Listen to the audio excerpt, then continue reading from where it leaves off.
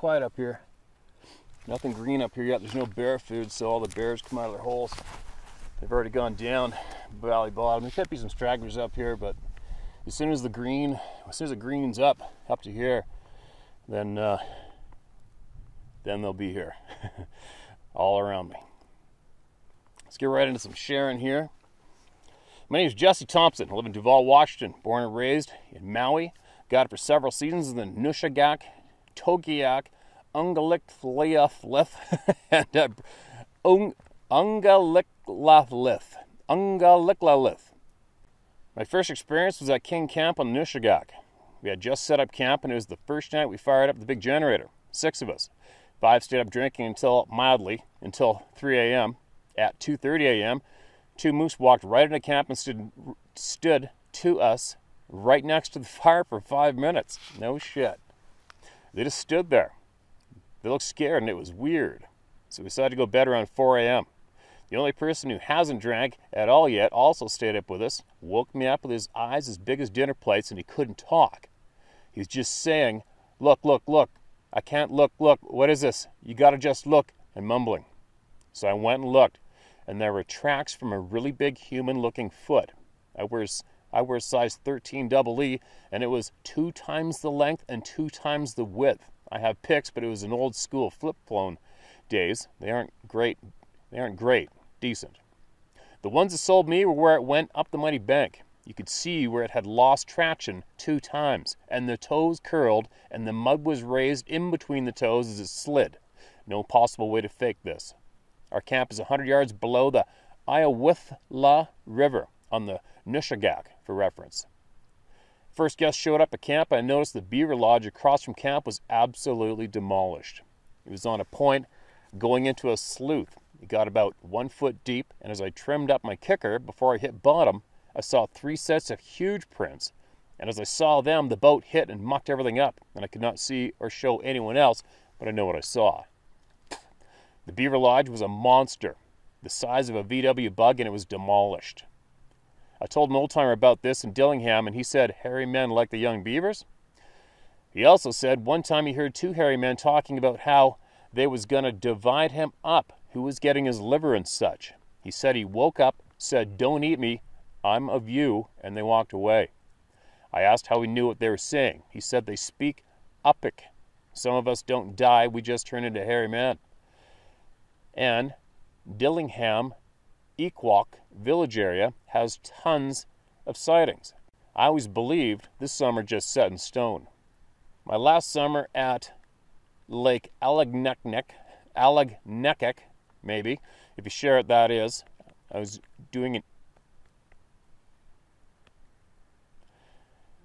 an evening fish with one guest after dinner.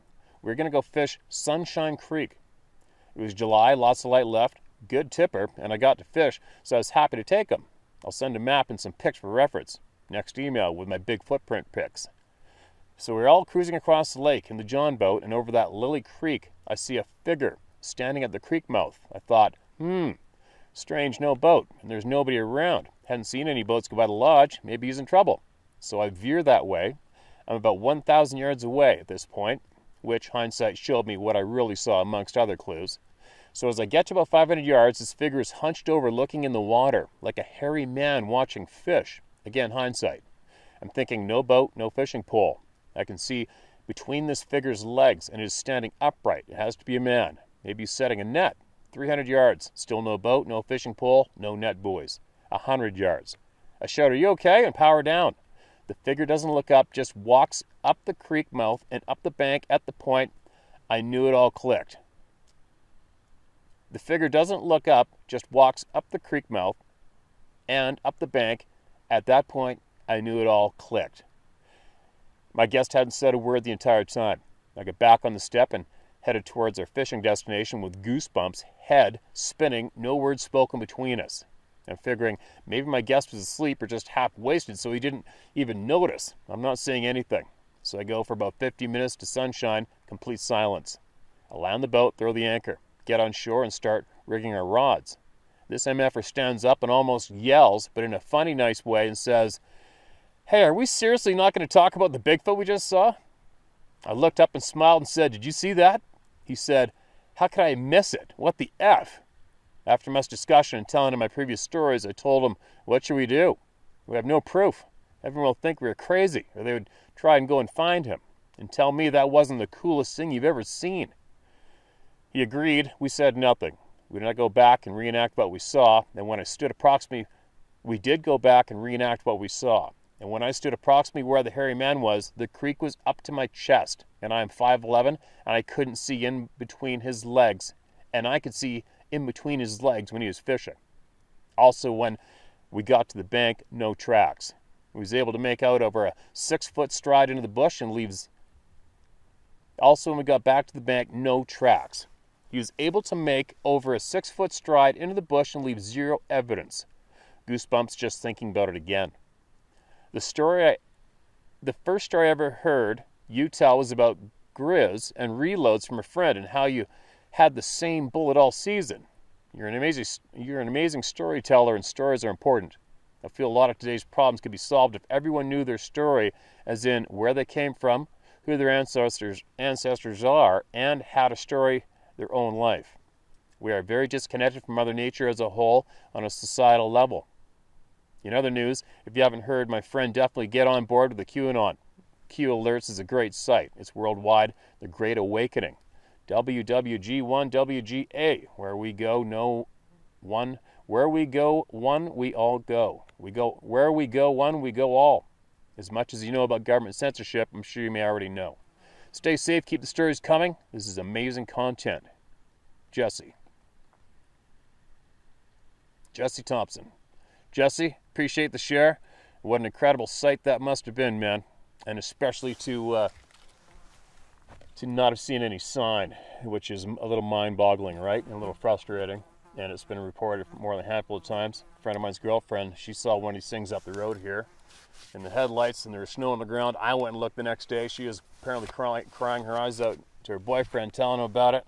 I went and looked, and there wasn't a track everywhere. And I actually waded across the river up to my waist. It was -10 to go see if it was perhaps on the other side of the river, and I didn't find any tracks there either. But something upset her enough to make her cry her eyes out and shit herself that evening driving her car down the road. Man, the bugs are getting thick. I'm going to have to dig out the bug dope here pretty quick. Titled, Killed It. I'm a retired Captain Green. I served for 12 years, including my last 6 years under 7th Infantry Division, Fort Lewis, McChord. I'm going to make this short but to the point. On many night trainings, we would load up for night ops in the woods on the southeast part of the Fort Lewis base. During those trainings, we would encounter these creatures quite often. We know they're there. We are told not to engage them in any way. I know back a few years ago, a couple E1s got scared and they emptied a few clips into a large male creature. Yes, they killed it. Within 2 hours, we had people, my guess feds, crawling all over the place. These people, feds, left after talking with the 2 guys who killed the creature. I watched as they left in a large vehicle that was loaded down. Yes, these creatures exist. Bigfoot, Sasquatch, Grassman.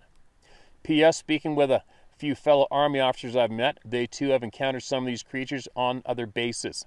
Retired Captain Green, thank you, Steve, for everything you're doing. And there is one hell of a short, straight to the point experience and story. Now, sir, if you could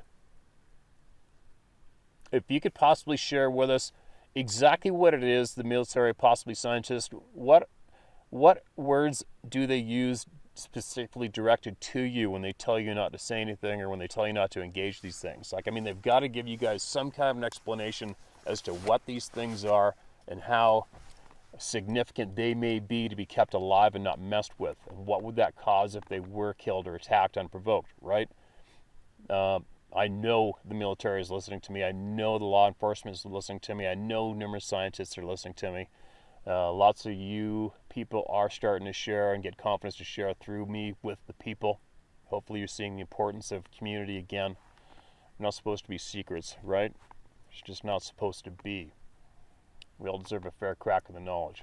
But I am very, very, very curious as to exactly what the delivery is to the personnel when you are specifically told not to engage these beings. What is the explanation you're given as to what these beings are and what their purpose is? and what are the dangers that are towards us. If any of you could possibly email back and share some answers to those questions, I know the over 6 million people a month listening here would greatly appreciate your words and your wisdom and your knowledge. It'd be greatly appreciated. I don't know what more I can do to encourage you to share with us, except just ask and plead, and consider the people of your community again. You know, it's not you guys against us, or us against them. You know, it shouldn't be anyway.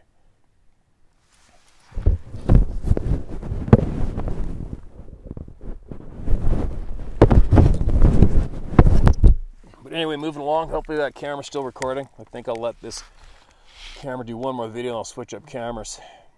I know the Sony doesn't die. Dear Steve, I'm watching your channel for about 6 months and I thought I would share a few strange events that have happened to me in the past year. My name is Eric. I live in central Missouri.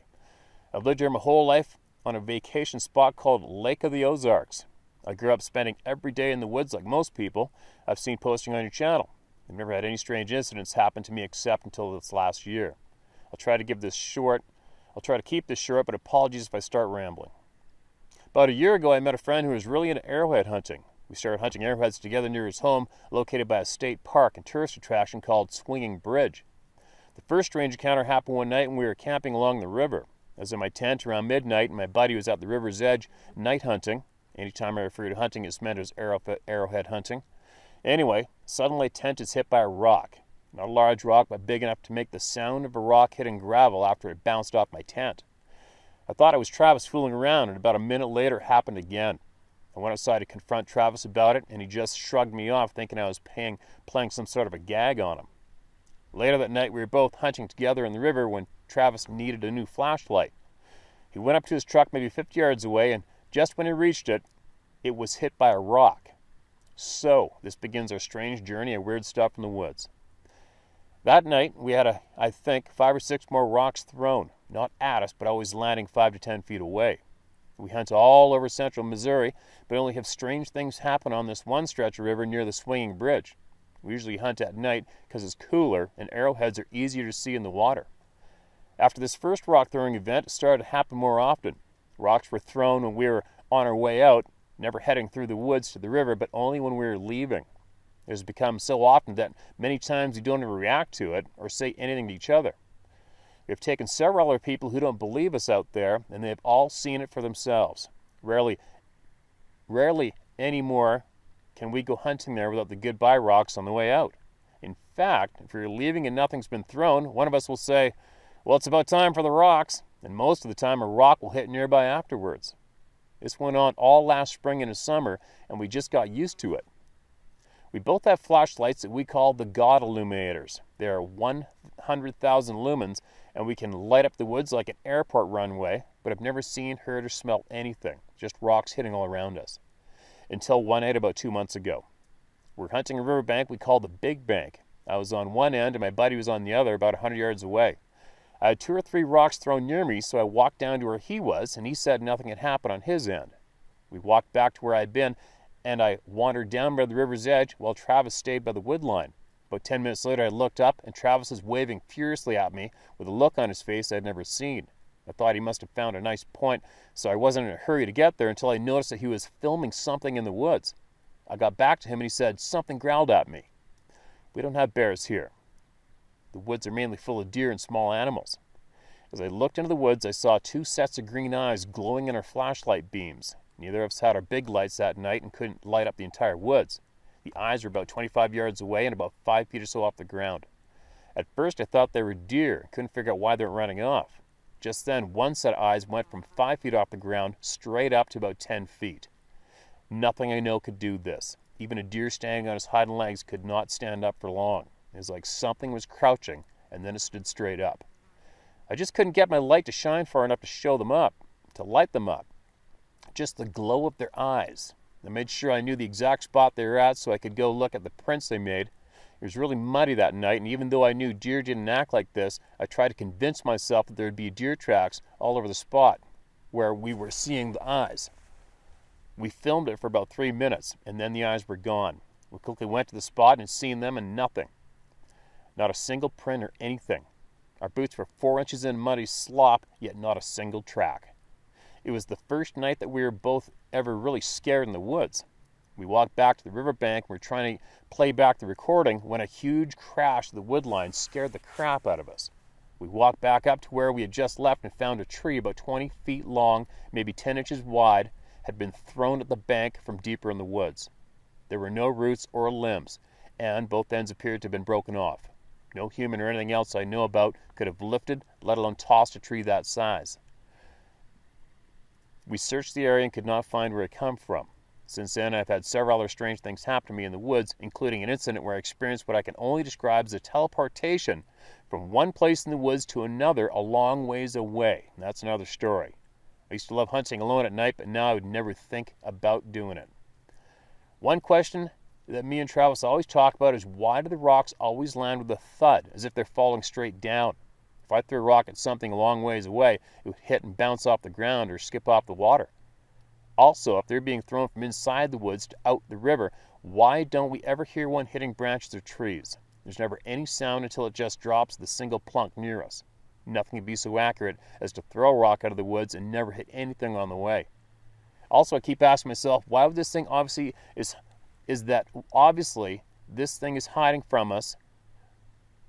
Also, I keep asking myself, why would this thing that obviously is hiding from us want to throw rocks as we're leaving? Part of me wants to see what this is, but I fully understand that seeing it would ruin my love of the woods.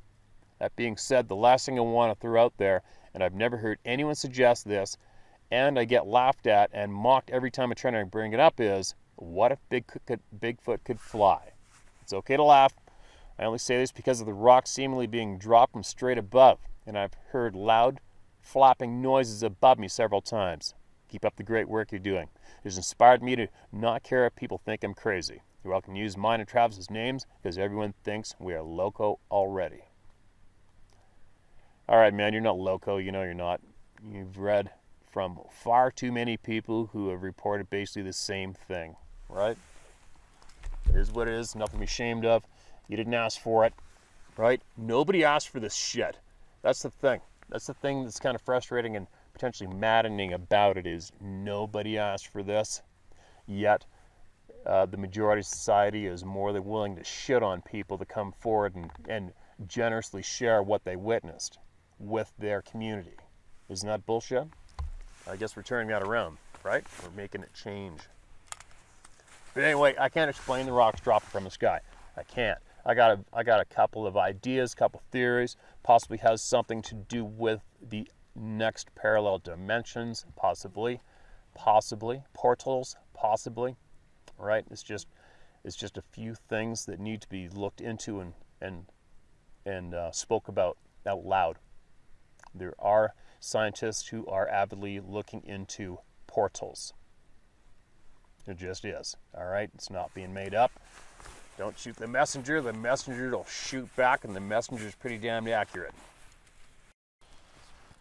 Yeah, what else do we have? Man, it sure gets cool up here once that sun goes behind a cloud. No wonder there's a bunch of snow still up here. Mr. Isdall, I want to start off by stating how much I appreciate your efforts to bring this topic up to a level of respect and credibility it is long deserved. I've watched your channel on YouTube for about a year now and appreciate your no-nonsense, BS-free approach when it comes to discussion on this topic. Your work is being noticed and appreciated by many people, so thank you. You know you have my full support, 110%. Thank you very much for those kind and supportive words. And this channel and what I do is nothing without you and everybody else. This is all a community effort. With that aside, I relate to you my story. This will be a bit lengthy, but it'll be as concise as possible while retaining the accuracy of my account. First, a bit of background on myself. My name is Patrick Bell. Feel free to use my name if you wish. I'm a 22-year-old college graduate living in western Kentucky area right on the Ohio River. I grew up in a little town called Ledbetter. Man, I got bugs climbing up my nose and my ear. They're everywhere. And this was the location of the setting I will detail in a moment. I will state, since I believe it to be relevant, that I am a follower of Jesus Christ and I've been for most of my life. I have what I would describe as an unusual sensitivity to spiritual and metaphysical things. For the record, I'm not claiming I'm a better superior to anyone in any way. I'm merely stating that some of us happen to have certain gifts from a spiritual perspective, and intuition has always been one of mine. I believe it is largely due to the great amount of time I've spent out in nature and in the outdoors. There's something about being in nature away from plasma screens that refines one's sixth sense. I grew up spending my summers on the family farm in central Kentucky and had a number of strange experiences, even at a young age, though I lacked the knowledge on this topic at that time to understand what was happening. But there were certain times growing up when I would get odd feeling in the woods, or my sixth sense would warn me to stay away from a certain area, especially the farm's numerous creek beds during nighttime hours. Occasionally cattle would come up dead with their heads ripped off and other horrific injuries like that, just to give you an example of the sort of activity we saw. But all that aside, I will describe my encounter to you. It was late, around 11 p.m. on the night of Sunday, August 30th of this year. I'd spent a few hours visiting a group of friends that lived just a half a mile or so away from my house in Ledbetter. I come over for the night and help them move around some things in their shed, using the flashlight to keep my truck to assist in providing visibility so we could move around safely, as their shed is in a partially forested area. It is also located near a large drop-off at the tree line. We just finished storing all the boxes and miscellaneous items. I told my group of buddies to go on back inside while I parked my truck in the driveway since I was done using it. I did so, moving it within about 30 yards of the house before exiting and standing at the rear of my vehicle to ensure I wasn't blocking the driveway in case someone else drove by. It was a small, narrow gravel drive. As soon as my feet hit the gravel at the back of my trunk, I got a very sudden, powerful feeling of anxiousness. I wasn't quite scared, but uneasy, and I had a very distinct sense that something was watching me. As soon as the thought fully registered in my mind, I got a sort of a mental ping in my head that told me the direction of the threat. I can't explain it better than that. All I know is I just knew somehow there was something in the tall grass just beyond the edge of the tree line behind the shed we had just been organizing. So I instinctively pulled my light and hit the brightness setting to illuminate the area. The millisecond my beam hit the trees, I saw two bright, white within white shapes, like bright eyes glaring at me from the darkness. I want to be perfectly clear here. These were not the eyes of a dog, cat, or any animal I've ever seen. I know this for 3 reasons. Number 1, the eyes did not reflect my flashlight. They were brighter than my light. It's hard to describe, but it's like I was shining my light directly into a powerful floodlight. Try it sometime. Basically, the light within these eyes had a source of its own. It wasn't reflecting my light with that obvious eye shine effect that a cat or dog will give off. It was like 2 bright white fluorescent lights that were outshining my flashlight. The flashlight that, by the way, will illuminate 100 yards of open field like a rock concert on the maximum power setting. Number 2, the eyes were not golden, red, or orange in color, like some eyes reflecting light can be. They were the purest shade of white I've ever seen, like enamel white, or the white color of the moon on a night when it's out in full. It was white within white in color. Number 3, the eyes were not circular or spherical like a human set of eyes, nor were they the right width apart to be human. As I already said, they did not match up with any set of eyes I've ever seen in nature. The closest thing I can compare it to is the eyes of the alien creature in the 1987 movie Predator. That one scene where the Predator's eyes light up like 2 bright lights, except the eyes were white and not yellow. That was what it looked like when my light hit it. The other thing that reminded me of Predator was the fact that I saw nobody. It was just the eyes peering out at me from the tall, thick brush and the rough backdrop of the tree line. It could be that it had positioned itself well enough that I could see its eyes without obstruction while still hiding its body. But if this is not the case, it must have been invisible to me by some other means that remains unclear to me at this time. All I know is those eyes appeared the moment my beam hit the trees. Now, Steve, I wish I could tell you I just made this crap up, but this is where things get a little weird. A lot of things happen in very quick succession when my beam of light hit this thing. Firstly, I immediately became acutely aware of the fact there was absolutely zero sound. Take into account that this is a 2-lane highway running just a few hundred yards from the house, and there is a big creek not even 300 yards down the steep embankment where I'm seeing these eyes. Every time I've been to this location at night, you can hear either crickets, birds, cars, or some other form of natural noise like the trees swaying or the wind blowing. But not in this situation. There was absolutely no noise. I'm not sure if I was standing still because my mind was completely fixed on this thing I was seeing, but I couldn't even hear gravel moving under my feet, so I must have been dead still. I just wanted to point out the sound details before we get into the juicy stuff. On the silence registered in my head, I found myself maintaining eye contact with these eyes. They blinked or went out once, the white light disappearing into the darkness before suddenly the eyes appeared again.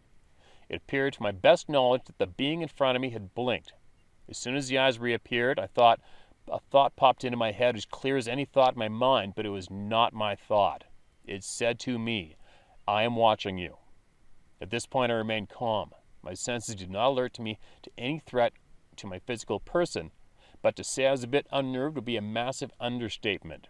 The two of us maintained eye contact in total silence for what had to be at least 5 to 10 seconds, but it could have been a little bit more or less. I was so focused that I wasn't keeping time well, to be honest.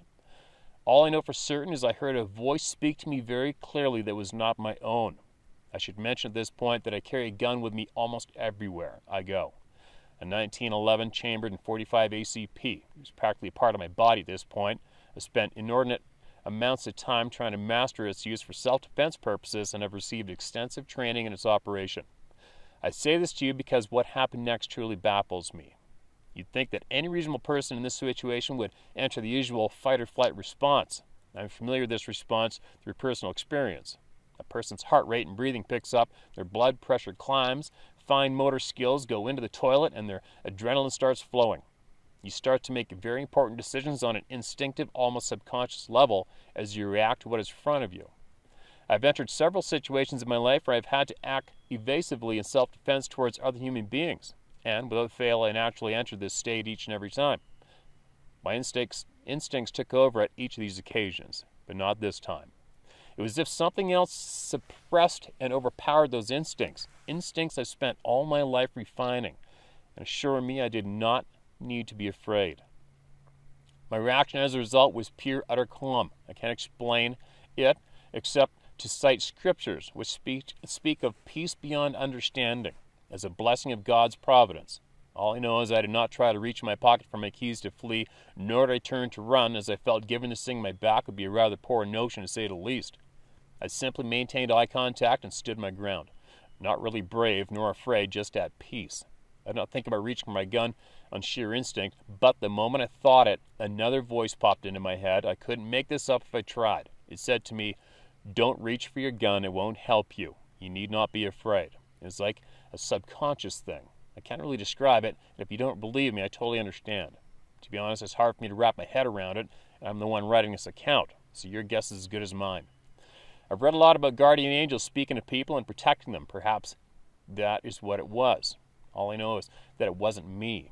I did not have that thought any more than the thought the creature put into my head. The two thoughts were 100% independent of my own consciousness.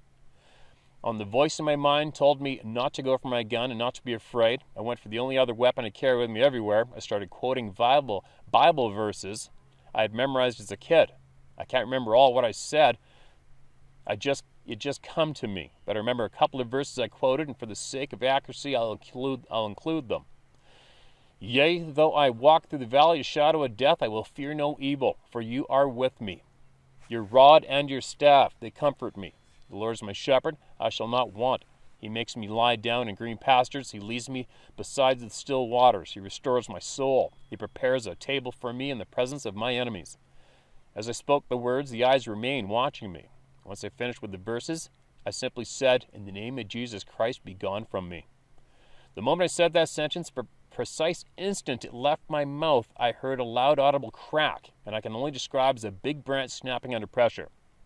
At that moment of the sound, the eyes vanished, the feelings of anxiousness and uneasiness dissipated, and my sense of sound finally returned as I heard cars on the nearby highway and the sound of trees swaying once more in the gentle wind. My feet were no longer locked into place as I could hear the gravel under my steel-toed boots crunching softly as I shifted stance. For all I knew, the world was back to normal, as if what I just went through had never happened. The whole encounter from start to finish probably lasted no longer than 30 seconds at the absolute maximum. But again, it could be a bit less or maybe even more. My sense of time was obscured in a way I can't fully understand, much like my ability to perceive sound. It was definitely odd how focused I became on this thing, but that's a discussion for another time. As a result of my encounter, I decided to do a bit of investigation that I might satisfy my curiosity. I took a friend out to the site the next day and had him stand in the same spot where I saw the eyes do a size comparison, or at least give me some idea as to how tall the thing must have been, since technically the eyes were all I saw. Take into account that my friend is 6'1". Top of that, as I said earlier, there is a steep drop off behind the shed where the eyes appeared. It is around 2.5 to 3 feet straight down, so however tall the creature appeared in the comparison to me from my altitude at the time, it had to be at least 2 or 3 feet taller. That being said, my friend stood at the edge of the drop-off and looked out at me from the edge of the tree line. I set it up this way with both of us on even ground so I would have an ultra-conservative height to work with. Since again, however tall it appeared on our level, it would have to have been at least 2 to 3 feet higher since it was standing at the bottom of the lip behind the shed. What hit me when I saw my friend standing there was mind-blowing. The top of his head was about level with where the eyes were, meaning that creature I saw had to be at the absolute bare minimum 2.5 feet taller than my 6'1" friend. This realization was bone-chilling to say the least. Once we both realized this, we just walked back to the car in silence. We didn't speak about it any more after that. I told a few people closest to me about this story, and my dad fully believed me and would listen to the full accounting. Well, that is all the detail I can remember. I hope this account is helpful to someone out there and perhaps illuminating into the strange things occurring on this strange little planet of ours. Please, thanks for reading this long essay, Mr. Isdell. I greatly appreciate it again. I wish you a good day, sir. God bless you and keep you safe as you go about your way. Appreciate all that you do, and we look forward to seeing what you get into in the future. Patrick Bell. Patrick, that is one hell of an experience. And obviously,